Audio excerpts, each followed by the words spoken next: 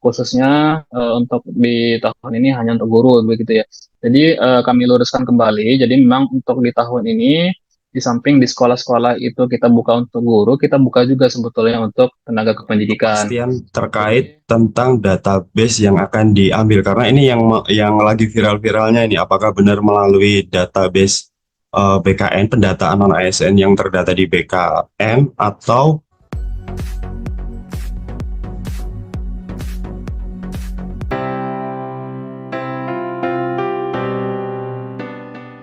Kapan akan dipublikasikan secara resmi formasi Pemda, lembaga, dan kementerian?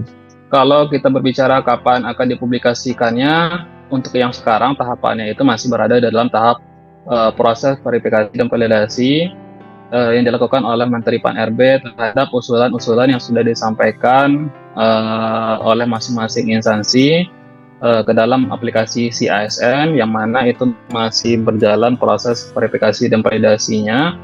Uh, jadi insya Allah mungkin dalam waktu dekat itu nanti akan kita keluarkan penetapan rincian kebutuhan ASN per masing-masing instansi itu mulai dari jabatan, kualifikasi pendidikan, dan juga unit. Nah untuk waktu pastinya saya belum bisa memastikan juga karena memang prosesnya masih berjalan, tapi insya Allah dalam waktu dekat.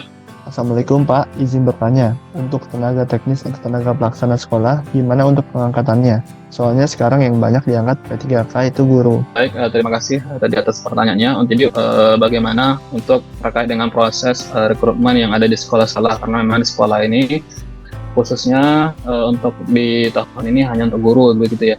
Jadi kami luruskan kembali. Jadi memang untuk di tahun ini di samping di sekolah-sekolah itu kita buka untuk guru, kita buka juga sebetulnya untuk tenaga kependidikan.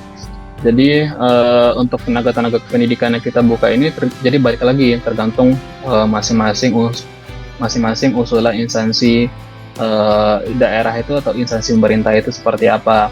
Jadi jika nanti memang ada usulannya, nanti kita verbal usulan tersebut, nanti kita akan tetapkan formasi untuk yang ada di sekolah-sekolah tersebut. Memperjelas lagi sih, tadi kan di dalam slide-nya tuh ada mengenai pemenuhan kontrak kerja selama 1 tahun ya untuk persyaratan P3K. Nah itu saya mau tanya apakah kebijakan tersebut akan diterapkan kembali di P3K, yang mana kita mengetahui sendiri bahwasanya target dari CPNS ini kan ke fresh graduate ya. Saya mau tanya apakah kebijakan tersebut akan tetap ada atau digantikan dengan kebijakan-kebijakan lain, contohnya yang dari putra-putri Kalimantan tersebut seperti di slide. Begitu Pak. Lebih ke penegasan aja sih, apakah persyaratan tersebut akan tetap digunakan atau tidak? Jadi memang kalau untuk aturan pengaturan 1 tahun bagi P3K bisa melamar tersebut, jadi memang rencana itu akan kita atur di peraturan Menteri Pan-RB yang terbaru untuk pengadaan ASN di tahun ini, karena memang sebelumnya di periode sebelumnya itu kan kita memakai dua aturan untuk yang pengadaan ASN-nya begitu, yaitu peraturan Menteri Pan-RB 27, kemudian peraturan Menteri Pan-RB nomor 14 tahun 2023, karena memang aturannya masing-masing itu terpisah gitu. Nah di tahun ini kita akan gabungkan di dalam satu kebijakan, yaitu peraturan Menteri Pan-RB terkait dengan pengadaan ASN di tahun ini begitu.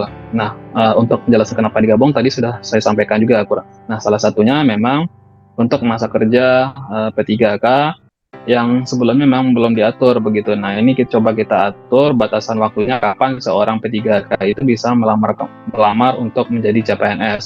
Nah itu coba kita atur di peraturan Menteri Pan-RB yang terbaru, yang mana untuk peraturan Menteri Pan-RB tersebut sudah dalam tahap harmonisasi juga, yang mana kemungkinan dalam waktu dekat.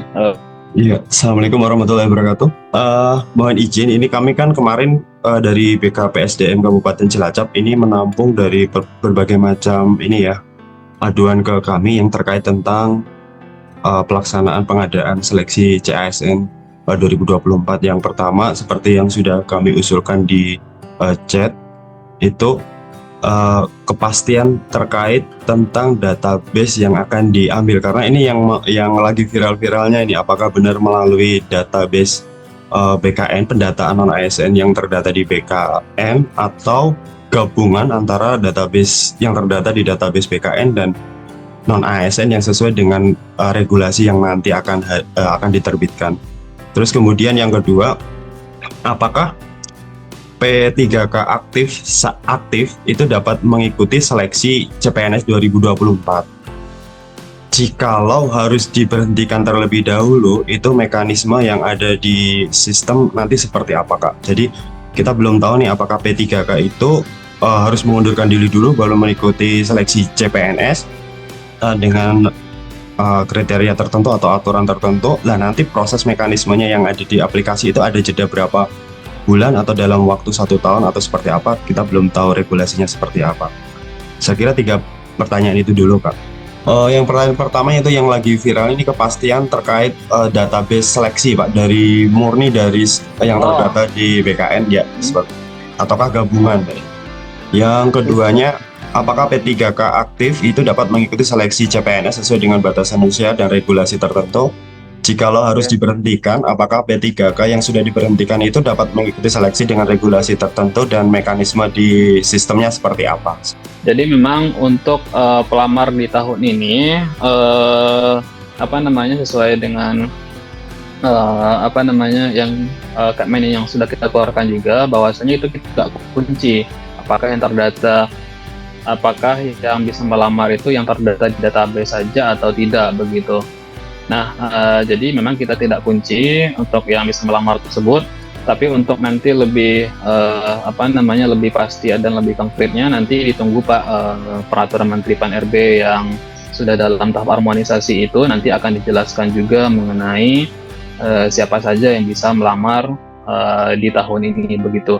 Kemudian untuk P3K aktif seperti apa yang bisa melamar dalam proses CPNS, apakah yang bersangkutan ketika sudah P3K apakah harus berhenti terlebih dahulu baru melamar begitu ya.